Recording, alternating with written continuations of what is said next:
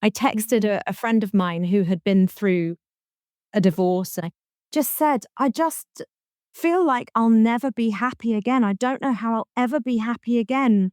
And he said, you will. I promise you, you will. And I could not believe it at the time. I Mhm. honestly couldn't. Things were so dark. I was so down in the weeds.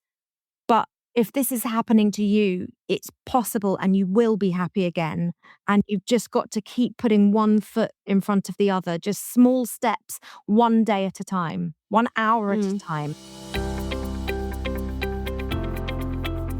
Welcome to the Divorce Podcast, where we explore all aspects of ending relationships, separation, and parenting apart. If your marriage or partnership has ended, or you have friends and family who are separating, this podcast is for you. I'm Kate Daly, a relationship counsellor, divorce specialist, and co-founder of Amicable, the online legal service for separating couples. In each episode, we look at relationships and separation from different angles, including the emotional, legal, and social. I'm joined by experts and special guests who share their own unique stories, experience, and tips with the goal of helping people end relationships in a kinder and better way. What happens when you finally stop ignoring your gut? And what does life look like on the other side? Today, I'm joined by Jess Robinson, multi-award-winning comedy impressionist, to hear her honest story of separation, dating again, and finding unexpected happiness as a stepmom. We talk about shame, new beginnings, and why all roads really do lead to here. A quick heads up about this episode. It contains some adult themes, so please take care of yourself whilst listening. If you loved this episode, then please subscribe and rate us on your preferred listening platform. Welcome, Jess. Thank you so much. It's super lovely to have you on the show. Thanks ever so much for joining us. Let's start then with a bit about your story. So at the beginning, how did you meet your ex-partner? Take us back to when the marriage ended. What was that period like for you? So we met in a sort of a comedy sketch group, and I thought that he was beautiful and very, very funny and silly. And I just loved his sense of humor. And I felt like we had a lot in common. And then over about 8 years in all, we were together, but only married for the last sort of 18 months of that. So we had a house together. We didn't have any kids, but actually, when I spoke to my therapist about it once the relationship was sort of ending, my therapist said, when was the first time you really, if you look inside yourself and you're really honest, what is the first time you knew that it wasn't quite right? And actually, it was very, very, very early on.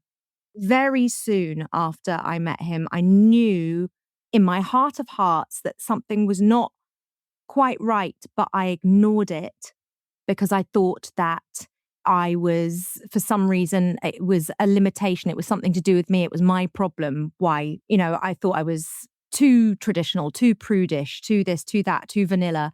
And I wanted to be more exciting and I wanted to be more wild and cool, but actually I am quite traditional. And so I really shut a huge piece of myself away and didn't give it any credence, I guess, because I thought, so I changed myself really and my values because I just loved this guy so much. And I thought he was so brilliant, so exciting, so wonderful. And I think he also felt probably that he had to change himself to be with me and meet me in the middle a bit. But that was much easier said than done for him. So what ended up happening was it turned out that there were a lot of secrets and a lot of things that came out after the marriage. And actually, even before I actually walked down the aisle, I remember looking out of my kitchen window at the garden and thinking, I don't know if I can do this forever. But even then, the hope is so strong. And you just sort of, I ended up just ignoring the red flags The warning because signals, yeah. the warnings, because this guy in every other way was so brilliant. And all our friends who didn't know anything that was going on because I kept it all very secret myself, they all just said, oh, you're so funny together. You're so great together. And so it was I felt like I'd be disappointing absolutely everyone, not just him or me or our parents or whatever. So it just kept going and going until something happened or was said that I couldn't ignore, and actually it was such a relief in the end. It's so interesting when you say that because it's a brave thing to say. I think that on some level you knew quite early on and even before you got married. But I wonder whether that's not the truth for quite a lot of people and just some of us aren't very good at admitting that. But it just really resonates that you say, I think on some level I knew. Yeah, I didn't at the time, and I would not have admitted it at the time. I don't think but I think it's really important to have a little bit, try and have a bit of accountability, to not just be a victim. Because in being accountable, it actually, although it's gnarly and painful to look at, it also ends up giving you a bit of strength. Does that make sense? Yeah, it does, because it's that line, isn't it, between I might know that everything isn't perfect, but where does that line of perfectionism meet this is good enough, it's got enough legs that it might well last and we'll work at it. And that's the blurry bit in the middle, isn't it? So, I don't suppose very many people go into a marriage thinking this is absolutely as perfect as ever. I have absolutely, I'm 100% no doubt. Maybe they do. I don't know. Maybe I shouldn't speak for other people. But it just strikes me that everybody must at some point, it must cross their mind to question. And where does questioning become a genuine red flag or doubt that you ignore versus something you say, okay, this has got enough legs to give this a go and to see where we get to, kind of thing. And it's so hard to find that line. It's interesting the way you describe it. Yeah, I think, I don't know who taught me, maybe my mum, maybe just from looking at other people's relationships, I knew that compromise was really important. But I think possibly I compromised myself a bit too much. I was a bit too much of a I'm a recovering people pleaser anyway. And I was not giving enough weight to the stuff that wasn't right, and giving maybe too much weight to the absolute fun, the laughter, all of the good bits, where I thought, I'm never going to meet someone else who makes me laugh like this. Yeah. And I think it's fascinating as well that you talk about just that sense of the things that you were compromising on that actually turned out to be pretty significant values. What kind of things were that important that you were prepared to say, oh, that's fine? Because you were together for a while before you married. So, how did you cross from being not married to married? And did the act of being married focus something which ultimately ended the relationship? Because you do hear about this quite a lot, don't you? People will live together for a long time, they'll marry, and then they'll split after the marriage. So once we got married, there was a death of someone very close to him and his family. And I'm trying to choose my words carefully. But basically, again, I found myself, there was some behavior from him. And what I ended up doing was convincing myself, again, this is because of grief. He's not thinking straight.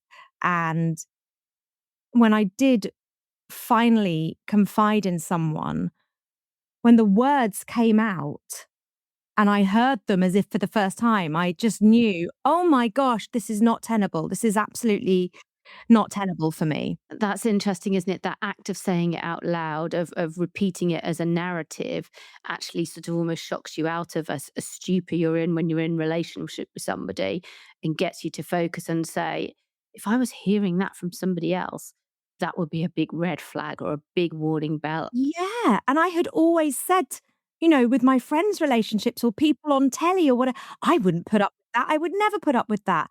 Also, I wasn't telling anybody. I just pretended that that part of my life was sorted. Yeah, so it took a lot for me to, and I was amazed at myself. I'm still amazed at myself that I ignored so much, willfully ignored so much. But I think that's a very human thing, isn't it? We all ignore things when it doesn't fit with our kind of narrative of where we are in life and what we're doing. So tell me a little bit about the breakup. I don't mean the details of why you broke up, but what kind of divorce did you have? How did you go about that? We were on a sort of a make or break holiday. And he finally said, I'm going to say what he said because it was the real turning point. He said, "I don't find you sexually attractive and I never have." Oh, wow. And that was a terrible thing to hear, but I also felt like, thank God, that's what I needed to hear, and I called my sister and I said, "Can I come home now?" I told She was like, "Yes, get on a plane." And so I needed to hear something. I don't know if he even meant it to sound so harsh. I think he was just trying to be honest or something, I don't know, but that was what I needed to hear for me to just get on the plane. My mum and dad picked me up from the airport. I went back to theirs. I had a cry. And the next day, I started filling in my divorce. It so happened that my big sister, while I was doing this, knocked on the door and my mum opened it and she had all teary eyes and she had just left her husband as well.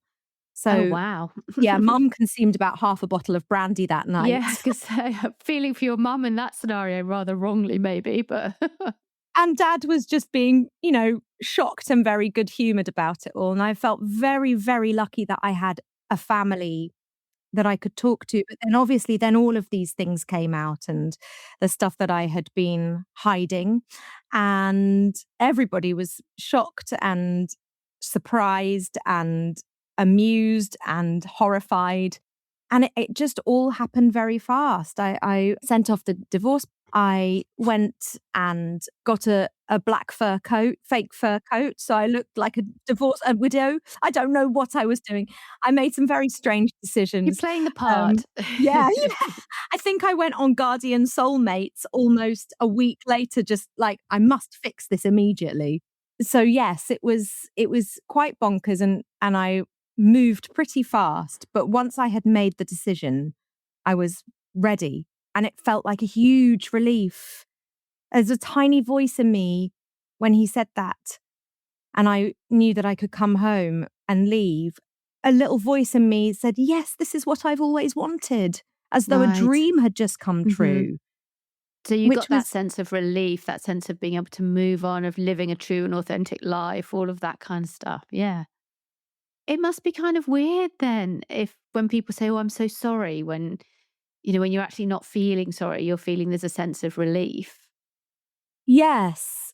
The thing that I felt the most, actually, my biggest overwhelming feeling was shame. Oh, Because I interesting. Say felt more. I had betrayed myself so much, and there were so many people saying, "Why didn't you say? Why didn't you tell us? We would have said," and I just had such shame that I was seen as this strong person who always said, "I wouldn't do that. I'd never take that." And I was doing it all along, taking it all along, and I felt very, very stupid. Oh, that's interesting. That's a harsh thing to say about yourself, isn't it? I felt very, very stupid. What drives that? Why do we feel like that as strong, confident women? Why do we still feel a sense of shame? I felt shame because I thought I'd wasted everybody's time. My dad, we did the cheapest wedding we possibly could, but it was still, £8,000 at the time, and that was my dad's money. And when I knew and admitted that even before I got married, there was a tiny bit of me that knew it wasn't right, I felt accountable for that, I guess. And I just felt like I'd wasted time. I'd wasted people's goodwill. I'd just been stupid. And I'm going to ask you whether you still feel that now.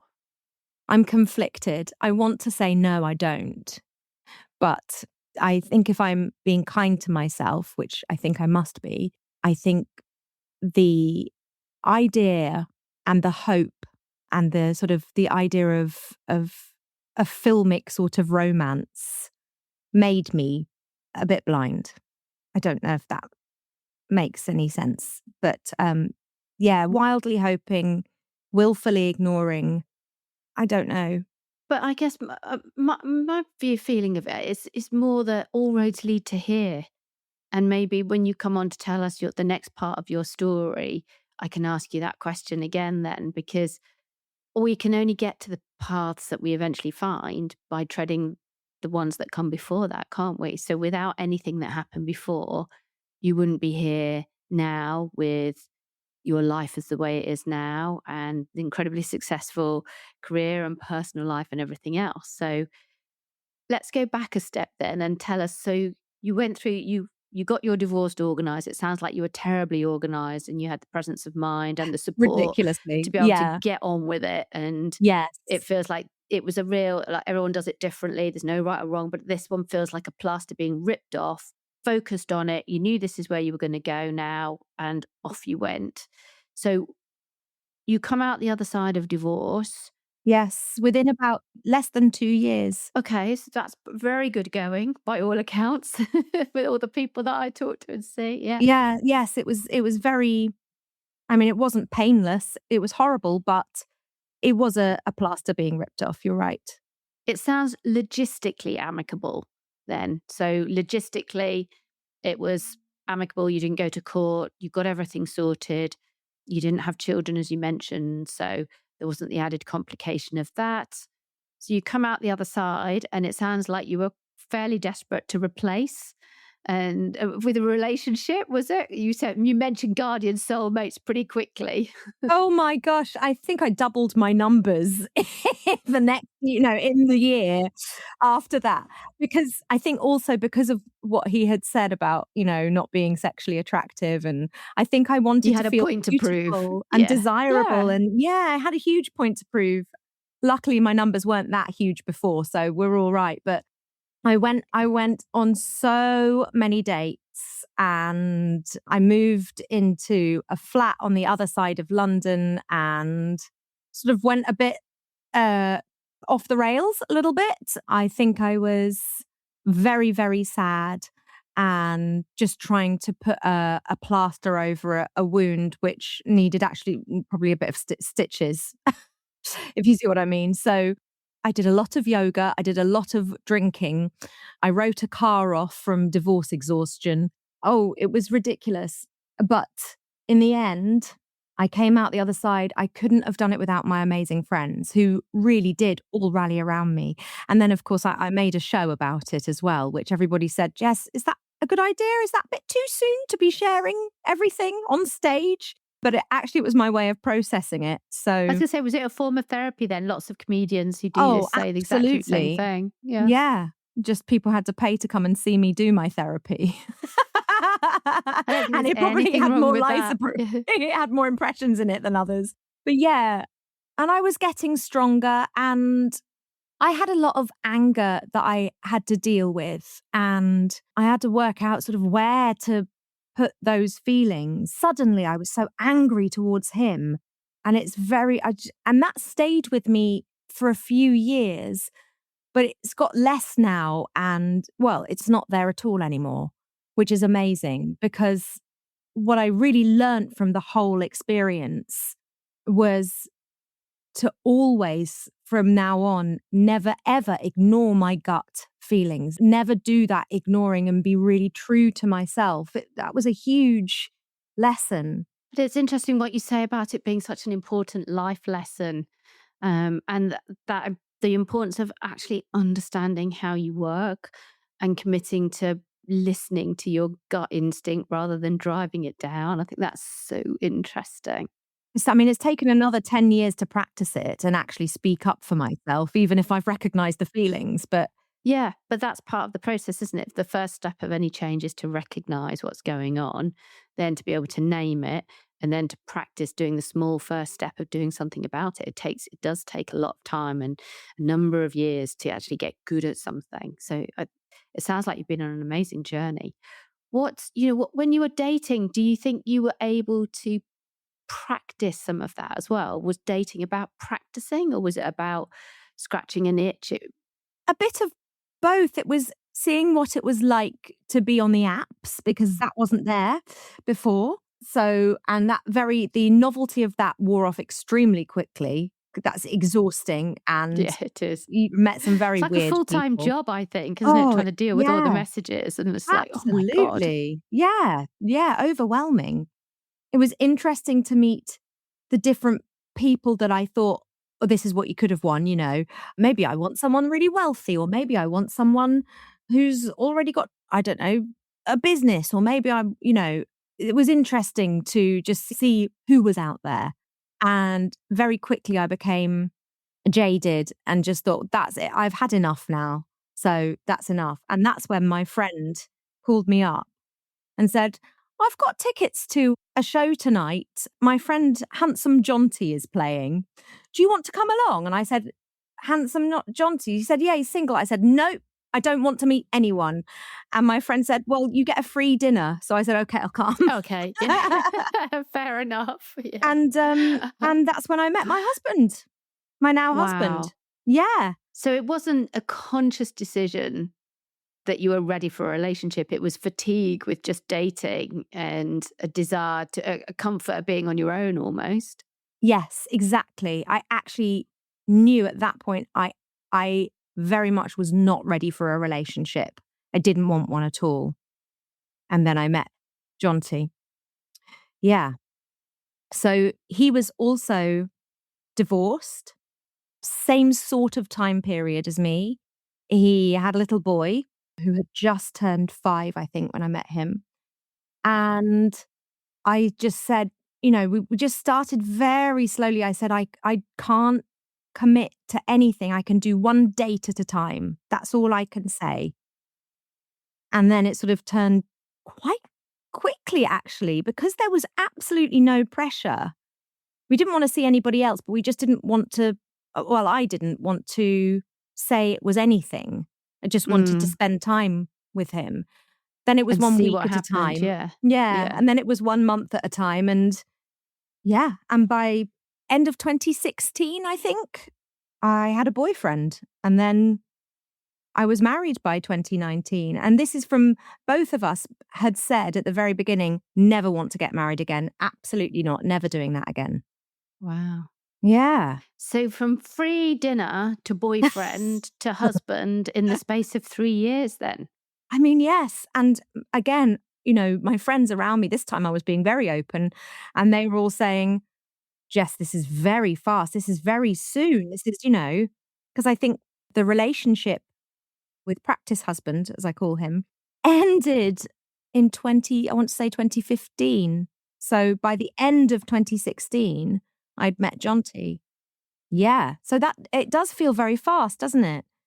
I did a lot of therapy. I was going to say, when did the therapy bit come in, aside from obviously bearing all on stage? But I was having regular therapy once a week from the next day that I came back from that holiday, straight into therapy. that sounds like it was a good decision. It must have accelerated the healing process. I think so.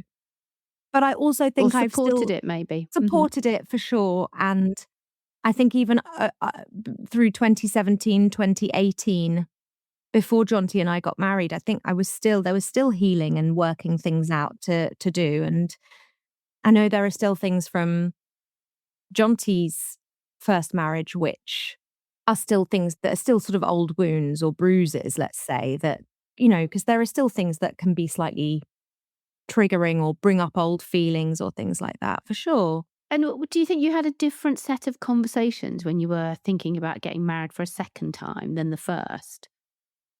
Yeah, I think so. But also, when I started getting together with Jonty, I was so focused inward. I was so cautious and careful and really trying to name and look at every single tiny feeling that came up because I was so determined to not do any ignoring or any brushing under the carpet again. So I was journaling and probably almost psychotically, just, really. And he gave me so much space and he was so that he is the kindest man I have ever met. He's so kind and steady and gentle and gave me so much space to be able to do that. And it sounds like you must have mirrored that back, particularly if he's got a child. And so for him, he's making a commitment on behalf of both of them, isn't he? Him and Yeah, his yeah, son. yeah, So I guess absolutely. what he's mirroring and you're mirroring back what you both need, which is, although it feels very fast, you're doing it at your own pace. Yes, it did feel like that. There was such a lot of talking and communication and really good, honest chats. I wasn't introduced to my stepson now till quite far in when we knew it was something. And even then I was just introduced as daddy's friend, just to take things slowly and cautiously. But What was that like? it was good. I think the main thing that Jonty and I agreed for that was that he's the center of attention. He should feel like the special guy. So it's not really about Jonty and me. It's about us making him feel really special and just having a wonderful time. We went in the sea and we went on the pier and we had, it was just a lovely day out and it felt good. I had never thought that I would end up with somebody who already had a child and who was 13 years older than me as well, as a big age gap. So that was another thing to navigate, that I thought I would end up with a businessman the same age as me this time and had a helicopter and, but no. But it really proved to me that it really is about the person and not the material things. Yeah, the And labels. Yep. yeah, not the labels, none of this my type on paper, it's about values. Having similar values and a similar sense of humor also helps, but values and honesty, I think. And I love being a stepmom. I love it. Well, I was going to say, how have you navigated that journey then? So tell us a little bit about that. So from a first meet to marrying and therefore becoming a step parent, what has that been like? Never been under any pressure to call me mum or stepmom or anything. There was a conversation early on when he, I said, you can call me Jess, you can say I'm your friend, you can call me whatever you like. And he decided on cheeky stepmom. So we've gone for that. It's worked really well, actually. It was funny to begin with. I was introduced to mum and that was slightly awkward and weird, but actually she texts me now and I'm going to drop him off early. Will you be in? That sort of thing. And we just have a back and forth and it just feels really nice. And I'm not trying to be his mum either. I think that's really important. I do co-parent a bit. I mean, I'm there to do school pickups and dinners and things like that. But the thing that I can do the best with him is, for example, tutor him with his English or help him with his music. Or the other day I helped him write a speech. And I love being able to do that. I love being able to be involved and be someone to turn to if he needs to talk, or just someone to hang out with one night and watch films and eat sweet, It's lovely. It's like he's got an extra person, isn't it? That's what I think is so lovely about the whole step parent culture is you've got your parents and then you've got some extra people who also I've want just what's got an best extra for you mate on and your love you. team. It's just That's it. cheerleader. I mean, who doesn't need an That's extra exactly it. cheerleader? That's And it's exactly just it. that's what is the magic of step parenting. I think where it gets intense is where you're trying to replace roles and there's a power battle that becomes really tricky then. But I think if you can be the cheerleader for the child, then what an amazing role.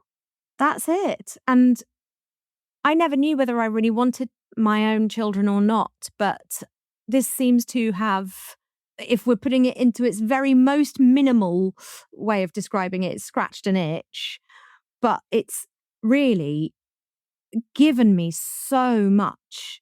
I love helping him. I love watching him develop. I love it when he's naughty and cheeky and being witty. And he's just brilliant. He's a really brilliant boy. And I love seeing his confidence grow as well as he grows into a really great young man. Yeah.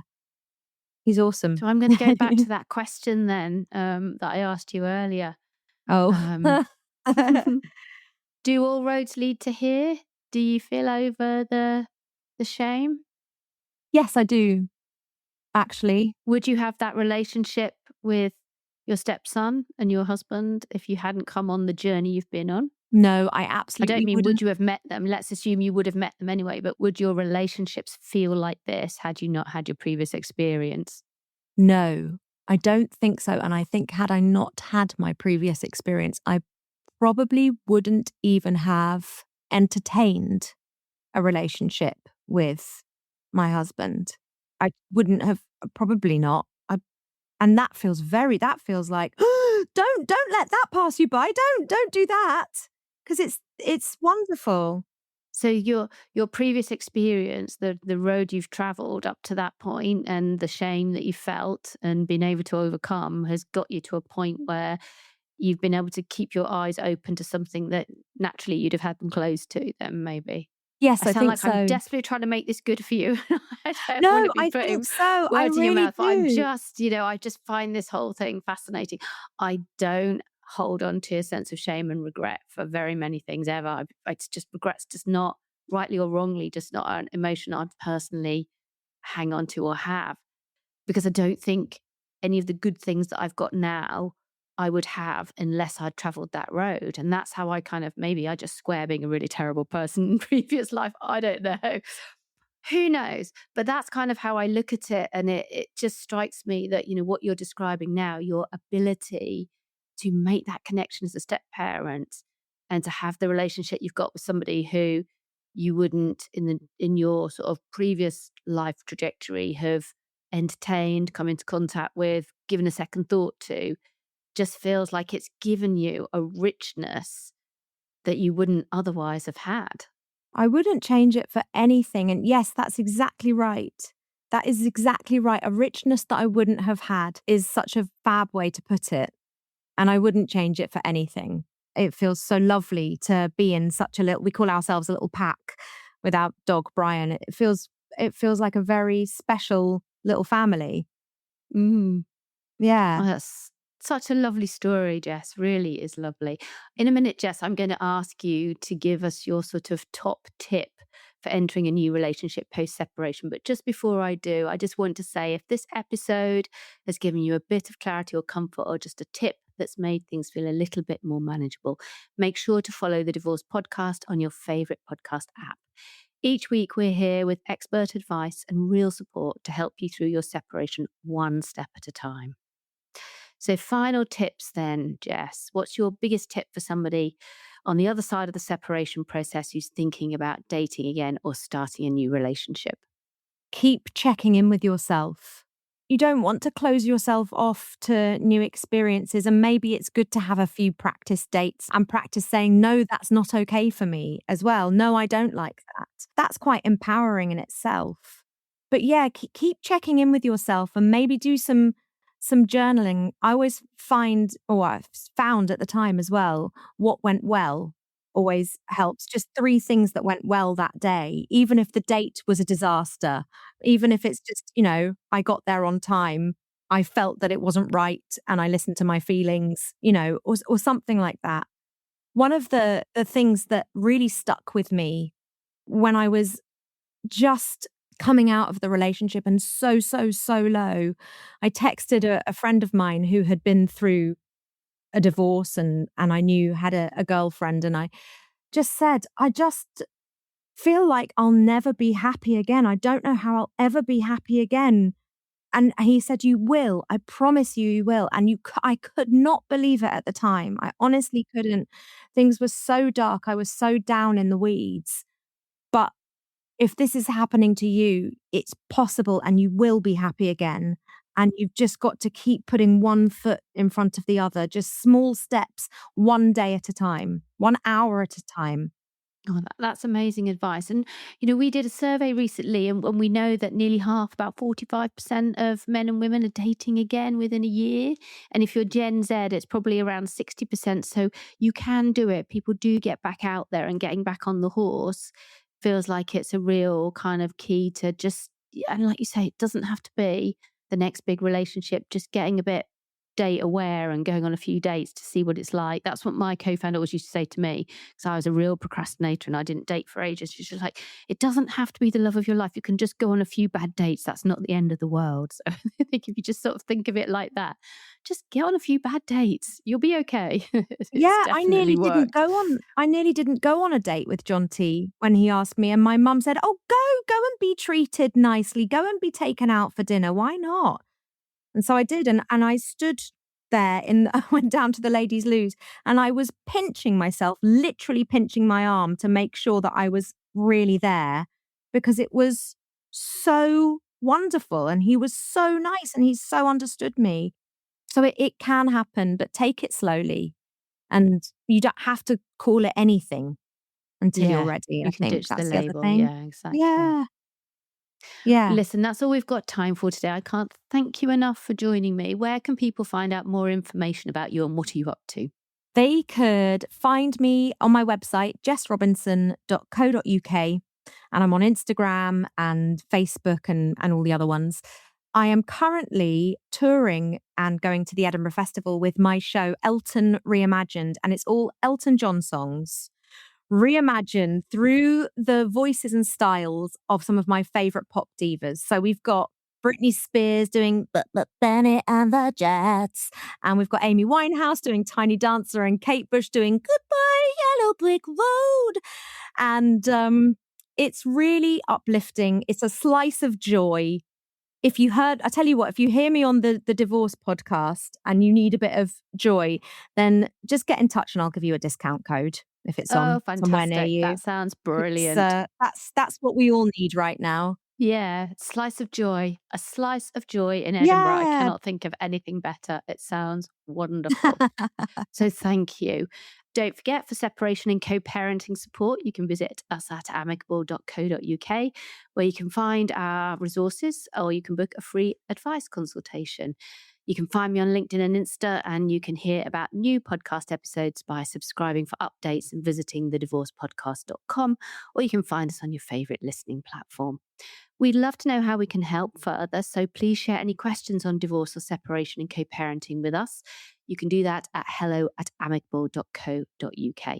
And don't forget, you can also join our subscription platform, Amicable Space, where you'll find our community forum. And that's a safe place to ask all sorts of questions as you go through divorce or separation or co-parenting. Members also get access to our free monthly Q&A webinar with Amicable's divorce specialists, so look out for that. Thank you so much for joining me today, Jess. It's been an absolute pleasure talking to you. Thank you for being so open and candid. I loved And it. thank you, everybody, for listening.